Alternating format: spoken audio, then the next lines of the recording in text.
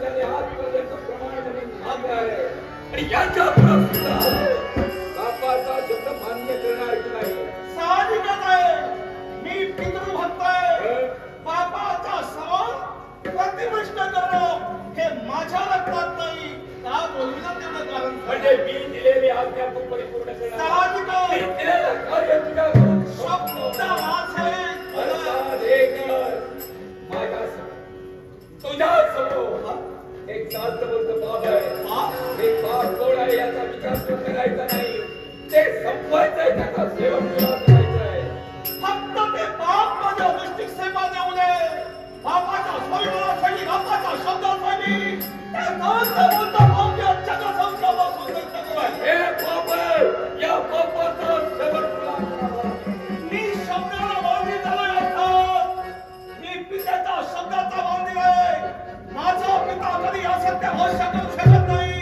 हे जर चालता बोलता बाबाच आहे तर या बापाला तुझ्या संसापासून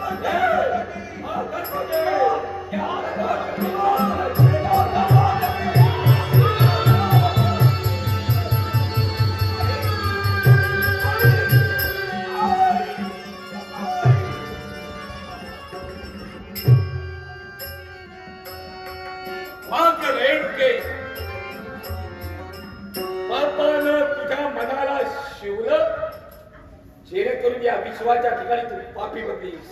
आता शेवट केला तो सुद्धा या भार्गवात नाही. सदैव कल्याण होईल. मी प्रसन्न आहे. मी तुझ्यावर प्रसन्न आहे. काय हवं असेल ते मागून घे. तुमच्या मुखातून शब्द निघाले हे चालता बोलता बाप आहे. काय शब्दाने तुम्हाला विचारलं नाही की माझ्या मातृदेवतेनं कोणता असा पाप केला. पण जेव्हा तुमच्या शब्दासाठी माझ्या मातेचा तेव्हा क्षणात तीर्थ हास्य तुमच्या मुखकमलावर उमटलं. आणि बाळ भार्गवा मी प्रसन्न आहे. तीन वराला तुला काय हवं असेल ते मागून घे. मी पूर्णपणे तुझ्यावर प्रसन्न आहे. माझ्या भक्तीवर जर का एवढे तुम्ही प्रसन्न असाल नक्कीच तरी दैवाला आपण घेईल.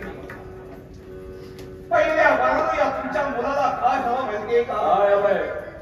तुमच्या शब्दासाठीच्या मातृदेवतेचं शिर मी खडा वेगळा केलं. ती माझी आई मला जिवंत हवी. माझी आई मला जिवंत हवी. शेवटी तू माझाच पुत्र आहे. वर्णाचं पाणी हे वर्णानच जाणार. अर्थात स्वतःच्या बुद्धिमत्तेच्या जोरावर मातेला जिवंत करण्यासाठी तू याचना करतोय. पहिल्या वरानं तू हे मागतोय. त्याप्रमाणे तू मला शब्द दिलास, तू परिपूर्ण केलास. होय. या जमदातीनं तुला शब्द दिलाय, मी सुद्धा पूर्ण करणार. ओम नमो नारायणा.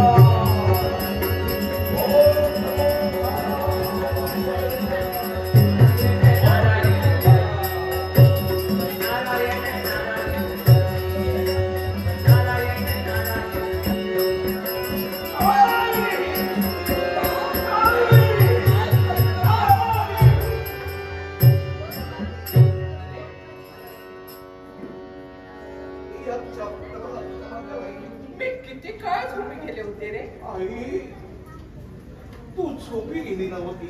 मग मी रेवतीच्या शब्दाच्या सत्यतेसाठी इरामाच्या जन्मदायिनीचा शरीर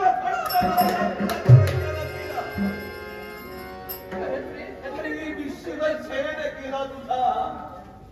हे दृश्य जेव्हा मी देवतेला पाहिलं तेव्हा ते माझ्यावर प्रसन्न झालंय. आणि 3 वरानं माग तुला काय हवं ते माग असं बोलून गेले. मग काय म्हणालास तू?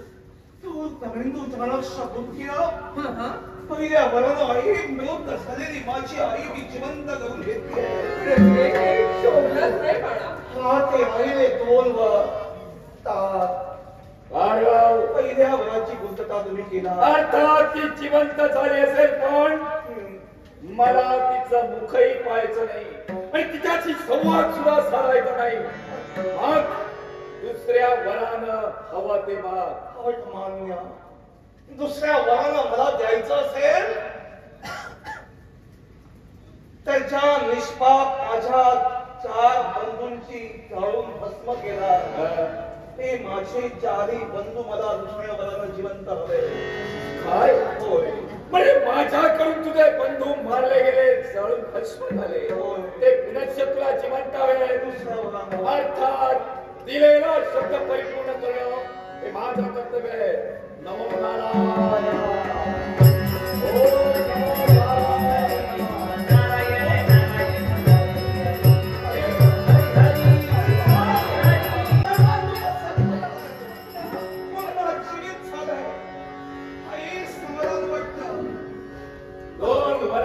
पूर्तता झाली.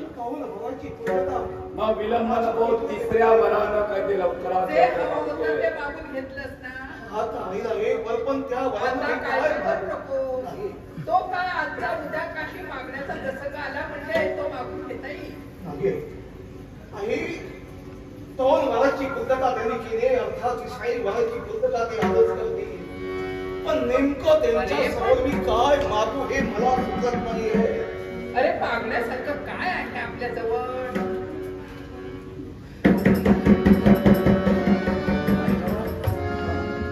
नमो नारायणाय. लवकरात लवकर मागा. माझ्या जवळ तेवढा वेळ नाहीये. प्रयत्न केले असते रे. नमो नारायण. तेच म्हणाले ना. रेणुकीचं तोंडही पाहणार नाही आणि बोलणारही नाही. तू असं कर. मी सांगितलं म्हणून सांगू नकोस रे बाबा. म्हणजे आहे मागण्यासारखी एक महत्वाची गोष्ट आहे. मागण्यासारखी महत्वाची हो. गोष्ट आहे.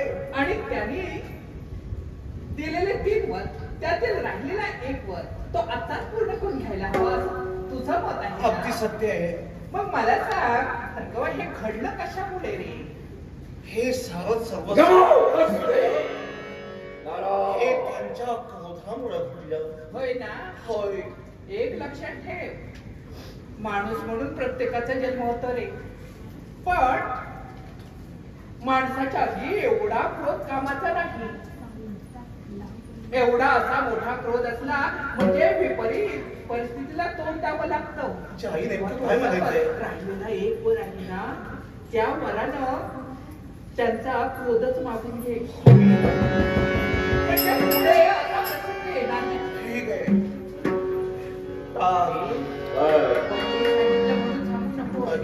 भार्गव काय काय म्हणताय. म्हटलंय. 3ऱ्या वराची जर का तुम्हाला पूर्तता करायची असेल आणि दिलेला शब्द जर का सत्यात ठरवायचा असेल तर 3ऱ्या वराला या तुमच्या भावनाला त्या तुमचा क्रोध द्या.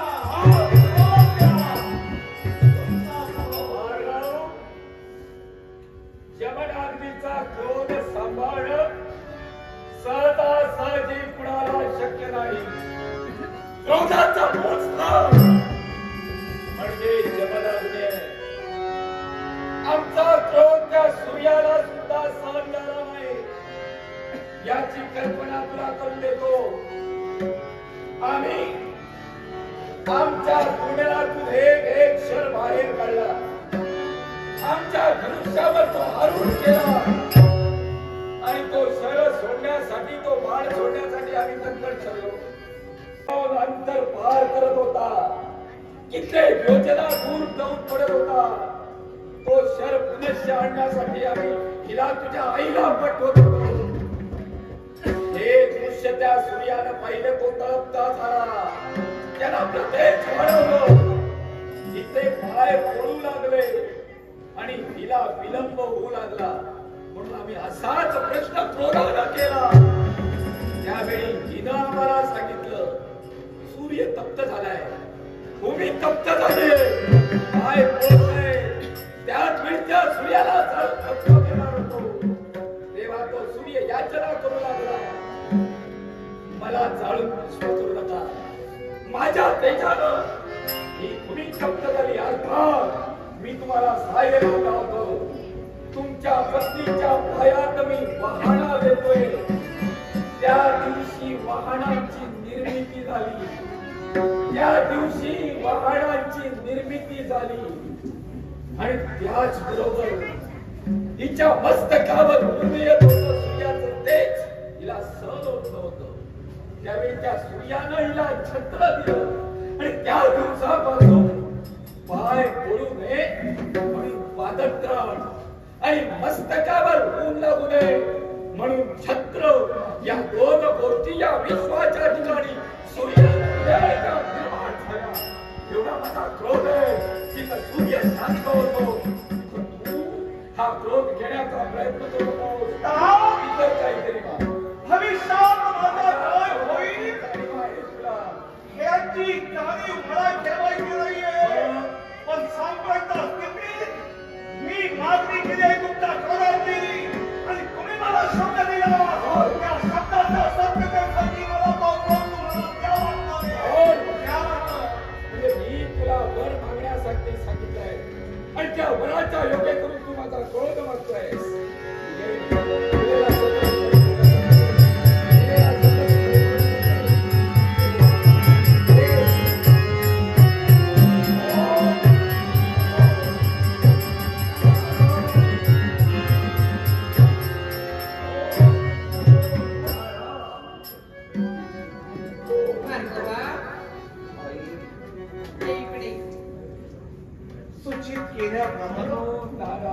सांगितल्याप्रमाणे घडलं का रे?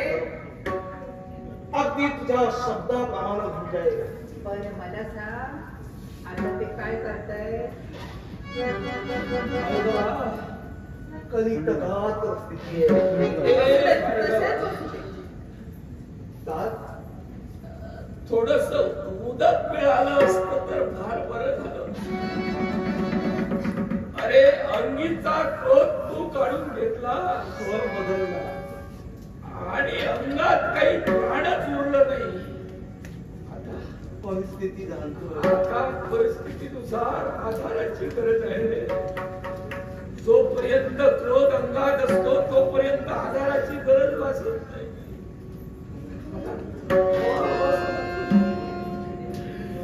आधाराची गरज भासला.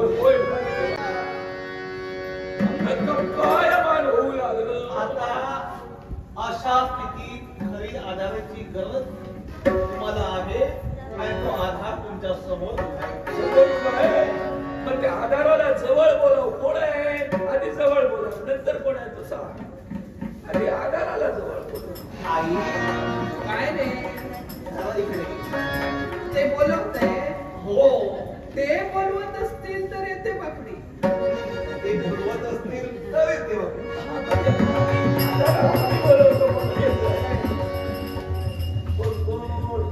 तुमची पत्नी माझी माता.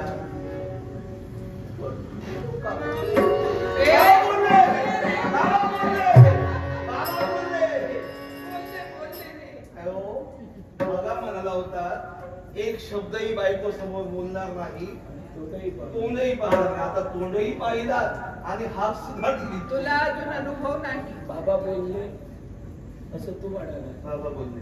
वेळ आली की बाबाने बोलावंच लागलं. ते बोलल्याशिवाय त्यांच्या बोलण्याजवळ लक्ष देऊ. आधाराची काठी मिळत नाही. काळजी करू नका. मी आहे ना. तू आहेस, मला काळजी नाही, चिंता आहे बाबा आणि तुला माझ्यापासून मी दूर करणार. तुला माझा आधार आणि मला तुझा आधार. आपण दोघंही आधार बोलू. हे सारं सर्वस्व जरी खरं असलं तरी पित्याच्या शब्दासाठी मी माझ्या आईचा शिरच्छेद केला. ती मातृ हत्या माझ्या हातून घडली. मातृ हत्येचा महात पातकाचा वाशेकरी हा तुमचा भार्गव ठरलाय.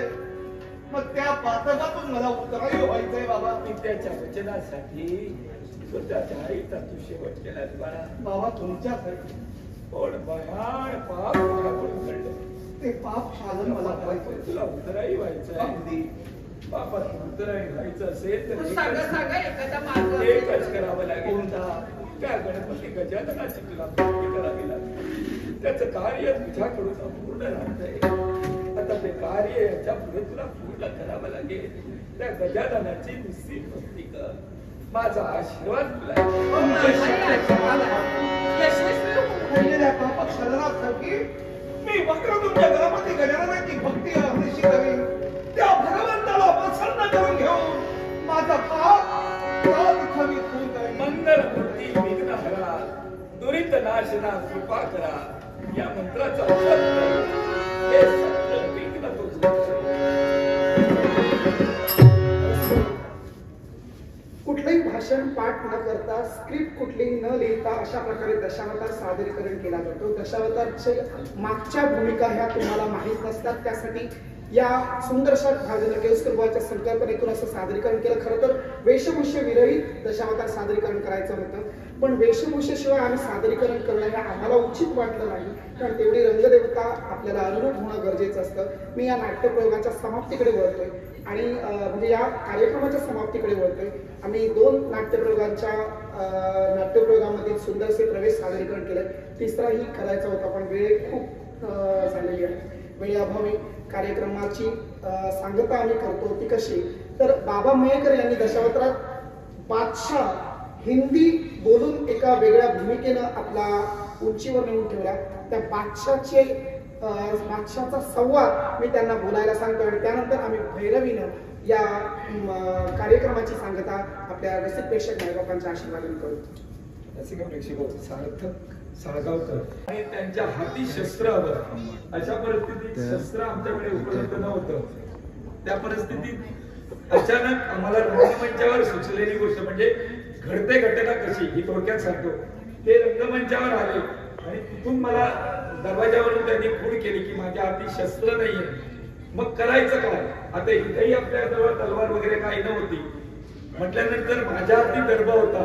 त्या दर्भाच्या साह्याने त्यांनी शिर आईचं धडावेगळं केलं. ही फक्त ऑन दी स्पॉट प्रसंगावधान फक्त या रंगमंचावर त्या क्षणाला सुचलेली गोष्ट. प्रसंगावधान खूप राखावं लागतं, कारण कधी कुठल्या वेळी काय कंडिशन असते स्टेजवर. कधी कधी एंट्रीला मागे मेकअप झालेला नसतो पूर्ण, त्यावेळी सिच्युएशन अशी असते त्या कलाकाराला वेळ द्यायचा असतो. मग इथं काय करायचं. थोडक्यात मगाशी मी मुद्दाम सादरीकरण करायला सांगितलं होतं, कारण हे 2 कलाकार मेकअप करत होते तेवढ्या 5 मिनिटाच्या वेळात. तेवढ्याच 3 मिनिटाच्या वेळात आमच्या दशावतारी लेडीज कलाकार ही साडी बदलून येतात तेवढ्या वेळ. कधी कधी आता म्हटल्याप्रमाणे अचानक आम्हाला अपेक्षित असणाऱ्या गोष्टी तिथं नसतात, पण एक दशावतारी अशी गोष्ट आहे, अटक नाही त्याला नाटक म्हणतात, ते दशावतार आहे. ज्याला कुठल्याही गोष्टीने आपण अटक करू शकत नाही, कारण हाच आमचा महाल आहे, हेच आमचं अरण्य आहे, हाच 4 पायी बाकडा म्हणजे आमचं सिंहासन आहे, असं हे दशावतार आहे.